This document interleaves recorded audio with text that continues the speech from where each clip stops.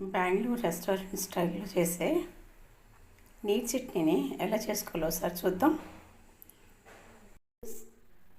How are you? Welcome back to Amma's food wishes. నువ్వు బెంగళూరు రెస్టారెంట్లో చేసేటువంటి నీట్ చట్నీ ఇది. ఈ చట్నీ తినడం కోసమనే మనము రెస్టారెంట్కి వెళ్తాము. అంత బాగా ఉంటుందన్నమాట. ఒకసారి ఇది కనుక మీరు ట్రై చేశారు అంటే ఎప్పుడు మీరు ఇదే మీ బ్రేక్ఫాస్ట్లోకి చేసుకుంటారు. చూడండి ఇది ఎలా చేయాలో. కొద్దిగా అల్లం ముక్క, అలాగే గార్లిక్ వెల్లుల్లి, అలాగే మన రుచికి తగ్గట్టుగా గ్రీన్ చిల్లీస్, కొద్దిగా టామరిన్ చింతపండు, కొద్దిగా ఒక 5-6 మాత్రమే పుదీనా. నెక్స్ట్ ఇందులో సాల్ట్ 1/4 స్పూన్ వేసాను. ఇప్పుడు ఇందులో మనము కొబ్బరి వేసుకోవాలా.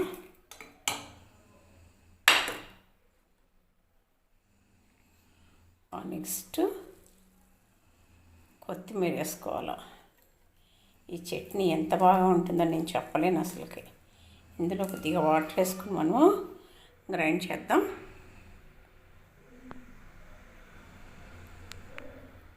ఇప్పుడు ఇందులో అసలైంది వేయటం మనం మర్చిపోయాము. ఒక 1 స్పూన్ వరకు కూడాను, 1.5 స్పూన్ వరకు పుట్నాల పప్పు అనమాట. అదే మనం ఇడ్లీ చట్నీ చేసుకుంటాం కదా, అది ఇప్పుడు గ్రైండ్ చేద్దాము. చూసారా ఇది ఎలా ఉందో. బౌల్లోకి తీసేసుకుందాం. రెడీ అయింది. ఇప్పుడు మనం ఇందులో పోపు పెట్టేసుకుందాము. ఇలాగ ఆయిల్ వేసుకొని ఆవాలు, శనగపప్పు,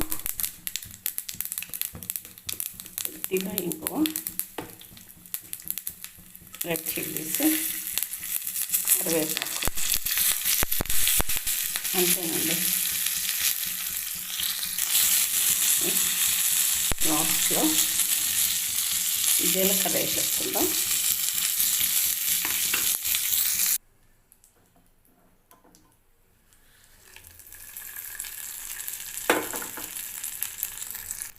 దీంట్లో అయితే ఇంకా వాటర్ పోస్తారు, ఇంకా పలుచగా చేస్తారన్నమాట.